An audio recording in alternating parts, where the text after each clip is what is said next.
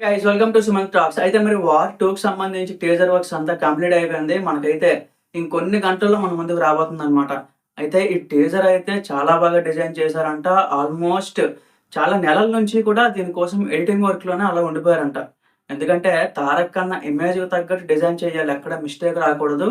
ఏది కూడా ఏదో ట్రోల్ మెటీరియల్ లాగా అయిపోకూడదు. ఫస్ట్ టైమ్ 'తారక్' అన్న బాలీవుడ్‌లో అడుగుపెడుతున్నాడు కాబట్టి ఒక మంచి ఎక్స్‌పీరియన్స్ ఇవ్వాలి. ఫస్ట్ టైమ్ ఒక హిందీ డైరెక్టర్ 'తారక్ ఖాన్‌ని' యూజ్ చేసుకుంటే దాని తాలూకు అవుట్‌పుట్ ఎలా ఉంటుంది అని చెప్పి మనమైతే చూడబోతున్నాం. అయితే ఈ టీజర్‌లో హైలైట్ అయ్యే 2 మూమెంట్స్ ఉంటాయన్నమాట. ఫస్ట్‌ది 'తారక్ ఖన్నా' ఒక ఆర్మీ డ్రెస్‌లో కనిపించబోతున్నారు. చాలా సినిమాలు చేశాడు గానీ, ఏ సినిమాలో కూడా ఆర్మీ డ్రెస్ అయితే మనకు కనిపించలేదన్నమాట.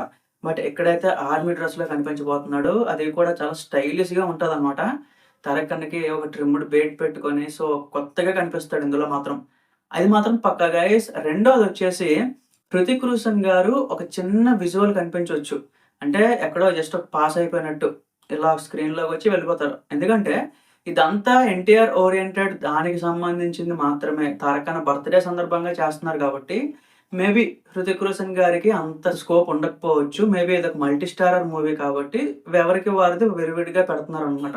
సేమ్ 'త్రిబుల్ ఆర్' లాగానే. అది కూడా కొంతమంది అంటున్నారు మళ్ళీ 'తారక్ ఖాన్' ఇందులో సైడ్ క్యారెక్టర్ అది ఇది అని చెప్పి. లేదు.